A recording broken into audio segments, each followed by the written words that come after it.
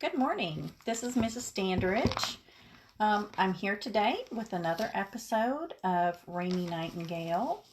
When we left off yesterday, Raymie had lost a library book under the bed of someone at a nursing home, and she was afraid of this woman. So she had convinced Beverly, who wasn't afraid of anything, to help her retrieve the book. Let's see how that turns out. 20. They met at the Golden Glen at noon the next day, which was Saturday and not a baton-twirling day. Louisiana got there first. Raymie could see her standing on the corner from half a block away. She sparkled. She was wearing an orange dress with silver sequins at the hem and gold sequins sprinkled around its gauzy sleeves. She had added more barrettes to her hair. All the barrettes were pink and had bunnies on them. Who knew that there were so many bunny barrettes in the world? "I am wearing some extra good luck bunny barrettes today," said Louisiana. "You look nice," said Raymie. "Do you think that orange and pink go together, or is that only in my imagination?" Raymie didn't get a chance to answer this question because Beverly arrived. She looked angry. The bruise on her face had gone from black to a sickly-looking green. "So?" said Beverly as she approached them. Raymie wasn't sure what this question was in reference to, but she didn't take it as a good sign. She went and rang the bell before Beverly could change her mind about helping. The intercom crackled. Martha said, "It's a golden day at the Golden Glen. How may I assist you?" Raymie heard Beverly snort. "How may I assist you?" asked Martha again. "Martha," said Raymie, "it's me, Raymie Clark. I visited Isabel a couple of days ago, and I was going to do a good deed." A wave of dizziness washed over Raymie. She remembered the letter of complaint she had written for Isabel. Would Martha know that she was the one who had written it? Would she hold it against her? Would she understand that Raymie had just been trying to do a good deed? Why was everything so complicated? Why were good deeds such murky things? "Oh, Raymie, yes," said Martha's crackly voice. Of course. Isabel will be delighted to see you again." Raymie didn't think that this was necessarily true.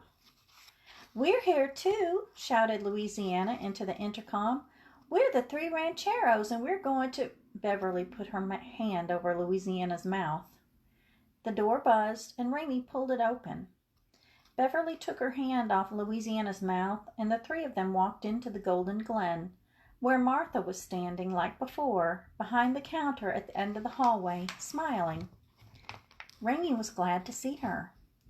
She thought that when you died, if there was someone waiting to greet you in heaven, then that person would probably, hopefully, look like Martha, smiling, forgiving, golden, and with a blue fuzzy sweater draped over her shoulders.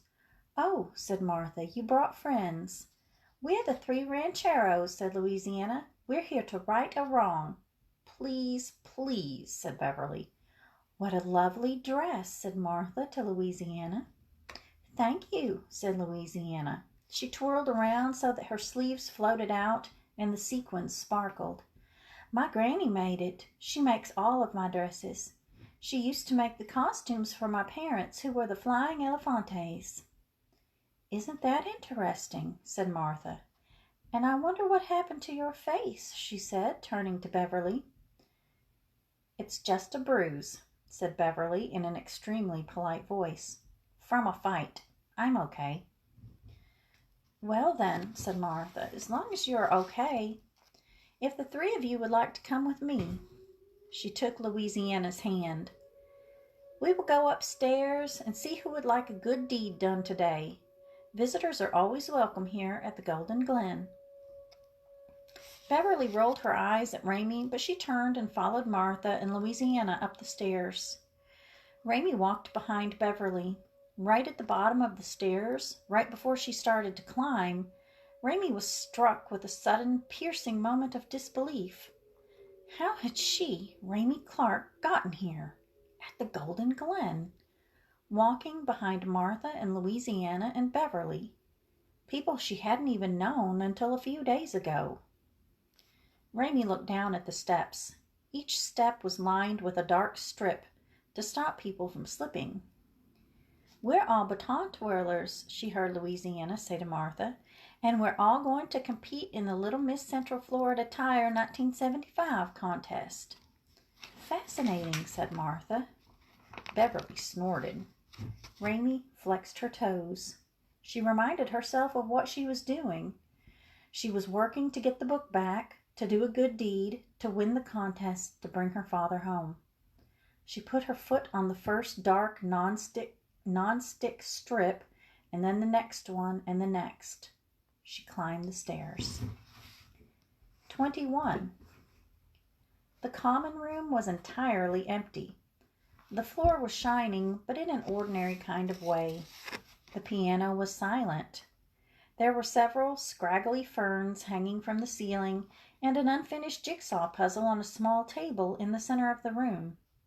The box of the puzzle was propped up to show what the picture would be when the puzzle was done, a covered bridge in autumn. "Well," said Martha, "I have to return to my station. Maybe you three would like to take it from here and go down to Isabel's room and knock on her door and see if she would like visitors?" "Okay," said Raymie. "Thank you very much," said Beverly in the same terrifyingly polite voice she had used before. "I like this room," said Louisiana. "You could dance on this floor. You could put on a show here." "Well," said Martha, "I suppose you could. There's not a lot of dancing here, and I don't believe we've ever had a show. But perhaps someday. Who knows?" Martha shook her head, and then she clapped her hands. "Okay, girls, you just head down the hallway. Raymie, you know which door is Isabel's." Raymie nodded. She knew which door was Alice Nebley's. That was what mattered. "Right," said Beverly when Martha was gone. "Which room?" "It's this way," said Raymie. Beverly and Louisiana followed her down the hallway, and as they got closer, they heard it. "Take my hand!" screamed Alice Nebley. "Oh, my goodness," said Louisiana. "Let's go back. Let's not do it."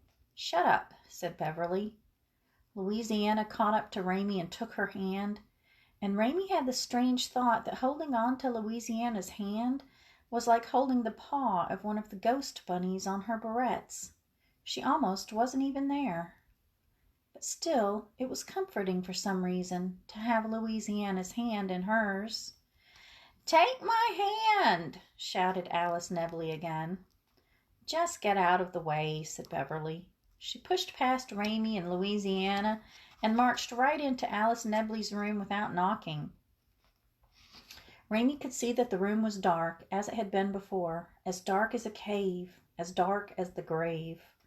"She went into the room," said Louisiana to Raymie. "Yes," said Raymie, "she did." They stood together in the hallway and stared at the dark outline that was Beverly Topinski. She was standing right next to the bed. "Arrgh!" screamed Alice Nebley, and both Louisiana and Raymie jumped. "It's under the bed," called Raymie. "I know that," said Beverly from inside the darkness. "You told me that 1,000 times. If there's one thing I know, it's where the stupid book is supposed to be." Raymie saw the dark form of Beverly duck down and disappear. "There's no book under here," said Beverly's muffled voice a minute later. "There has to be," said Raymie. "It's not there," said Beverly. Her shadowy form reappeared. "It's not anywhere in here. I don't know. Who knows what old people do with books? Maybe she ate it, or is lying on top of it." And then, instead of coming back out of the room, Beverly moved closer to Alice Nebley's bed. "Never mind," called Raymie. "Leave it alone. Come back." She was suddenly afraid that Beverly might do something drastic and unpredictable, like try to pick up Alice Nebley and look underneath her. "Arrgh!" screamed Alice Nebley. I cannot stand the pain." "Oh, no," said Louisiana. "It's too terrible. She can't stand the pain. I can't stand the pain of her not standing the pain. She squeezed Raymie's hand so hard that it hurt. Take my hand, screamed Alice Nebley. And then, just like before, a skinny arm came out from underneath the covers, as if it were emerging from a grave. Louisiana screamed and Raymie let out a whimper, and in Alice Nebley's dark and tragic room, Beverly stood quietly without jumping or moving at all. And then, slowly, she reached out and took the hand. Oh, said Louisiana. She took the hand. Now that woman is going to pull Beverly into the grave. She is going to kill her and use her to fashion a new soul. Raymie had not imagined any of these gruesome outcomes in particular, but she did feel a very deep sense of dread. No, no, said Louisiana. I can't stand and watch. She dropped Raymie's hand. I'm going to go and find someone to help. Don't, said Raymie. But Louisiana was gone, running down the hallway, her sequin dress glowing and glittering in a purposeful way. Raymie stood alone, watching as Beverly, still holding Alice Nebley's hand, sat down on the bed. Shh, said Beverly. Alice Nebley stopped screaming. It will be okay, said Beverly, and then, incredibly, she started to hum. What was Beverly Topinski, the safe-cracker, the lock-picker, the gravel-beater, doing sitting on Alice Nebley's bed, holding her hand, telling her it would be okay, and humming to her? It didn't seem possible. And then Louisiana was standing next to Raymie again. Her small chest was rising and falling. A wheezy sound was issuing from her lungs. I found it, she said. What? Said Raymie. I found it. I found your Florence What's-It book. Nightingale, said Raymie. Yes, said Louisiana. Nightingale. Nightingale. It's in the janitor's office. I went in there to see if the janitor would help Beverly fight the goblin, and then, surprise, I found the book. Also, I let the bird go. What bird? Said Raymie. That little yellow bird, in the cage in the janitor's office. At this point, someone somewhere in the Golden Glen screamed, and it wasn't Alice Nebley. I had to climb up on top of the desk to do it, said Louisiana. And then I had to leave in a hurry, so I forgot your book. I don't think that birds should be in cages, do you? There was another scream and the sound of running feet. Beverly came out of Alice Nebley's room. What happened? She said. I'm not sure, said Raymie. I found the book, said Louisiana. A small yellow bird came whizzing down the hallway and sailed over their heads. Was that a bird? Asked Beverly. In her room, Alice Nebley was completely silent. Raymie hoped that she wasn't dead. 22. The janitor came running down the hallway. His keys were jangling, and his janitor boots were making a very authoritative sound as they hit the polished floors of the Golden Glen. The janitor had a determined look on his face. He didn't seem at all like a man who would play mournful music on the piano. His fingers were too thick. Also, he didn't look very much like someone who would own a yellow bird. Ooh, said Louisiana. Hurry, follow me. Louisiana led them down the hallway. In here, she said. Right there. She pointed at a small room with the door open. Inside the room there was a desk, and right in the center of the desk was A Bright and Shining Path, The Life of Florence Nightingale. Is that it? Asked Beverly. Is that your stupid library book? Above the desk there was a bird cage, rocking back and forth. It was empty. The little door to the cage was open. Something about the open door on the cage made Raymie feel sad. At home right now, Raymie's mother was probably sitting on the couch, staring into space. Mrs. Borkowski was probably in her lawn chair in the middle of the road. And Mrs. Sylvester was surely at her desk, typing, the giant jar of candy corn in front of her, trembling slightly from the hum and clatter of the electric typewriter. And Raymie's father? Maybe he was sitting in the diner with the dental hygienist. Maybe they were both holding menus. Maybe they were thinking about what they might order. Did her father think about her? What if he had already forgotten her? Those were the questions Raymie wanted to ask somebody, but there wasn't anyone to ask. "Why are you just standing there?" said Beverly. "Are you going to get the book or not?" "Well, my goodness," said Louisiana. "I will get the book." She ran into the janitor's office and grabbed Florence Nightingale off the desk and ran back out. From somewhere in the Golden Glen there came another scream. "I think we should go now," said Louisiana. "That's a good idea," said Beverly. And the three of them started to run.